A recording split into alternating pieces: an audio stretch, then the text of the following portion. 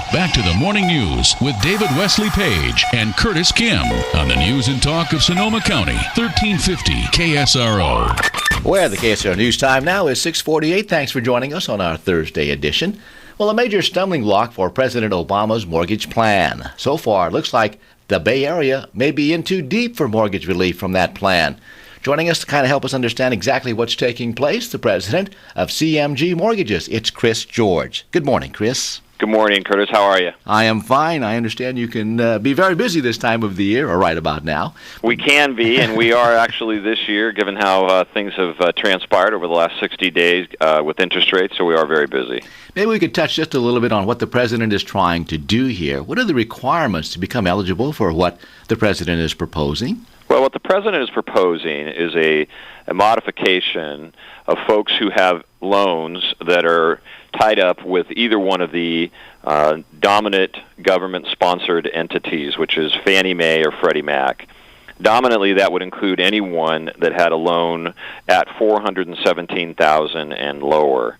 What the president has proposed is there's a modification process to reduce one's payment down to a percentage of what their income is, something more palatable to a normal or a traditional underwriting guideline, approximately 31% of your gross income.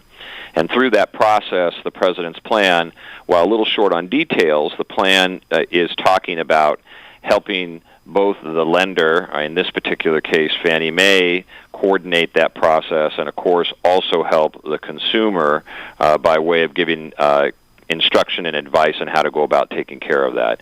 The full details of the plan come about on the 4th day of March, and you know, with everything political, the devil's in the details, but there's some hope that so long as your loan balance is low enough, you may be able to reduce your payment to something a little more affordable. Well, we're talking about a mortgage here that, as you mentioned, is somewhere in the $400,000 range? Correct. There are amendments that are being proposed, and even as recently as today, there's a discussion that number could go as high as $729. But presently, as it was originally proposed by the president, it was sticking with a standard Fannie Mae and Freddie Mac conforming loan limit. I think that's what Jackie Spear was thinking about when she proposed, as you mentioned, to change the level from the 400 and some odd thousand up to 729,000, almost 730,000, because in our, as an example, our area, there are not a lot of $400,000 mortgages. Well, there are. Believe it or not, there are a fairly large amount of mortgages. Unfortunately, there are some specifics that have to come about with the plan. First and foremost, this is a plan that is working in conjunction with Fannie Mae and Freddie Mac, and your loan has to be with them. So even though you might have a conforming loan limit, your loan may not be insured by Fannie Mae or Freddie Mac, in which case this particular process would be outside of what they're trying to do with those government agencies. Secondarily, as you've already pointed out, even if the balance of your mortgage has come down to $400,000 or even less, the original amount of your balance may have been higher than $400,000, and unfortunately that would not qualify you because, again, your loan was higher than the conforming loan limit at the time you took it out. Now, once all of these details are worked out and you say they're still forthcoming, how does someone go about maybe applying or trying to take advantage of the program? Well, there's a couple of different ways. You most certainly could call our organization, and I'll give you that information at the end. But candidly, you could call any mortgage company that you've worked with in the past, and you could talk to them about whether or not that particular borrower would qualify for something like this. Again, there's more than just the percentage of income qualification component. There is the loan amount qualification component and the ability to be able to produce and prove your income, etc. And at that point, it could be sent off for approval, and it would be as simple as or as similar as getting a traditional loan approval. I understand. So people should, if they're thinking about taking advantage of this program, when they start getting some paperwork together, at least getting prepared to perhaps meet with somebody? Absolutely. You could have them contact our organization. I can give you that number. It's 1-800-501-2001.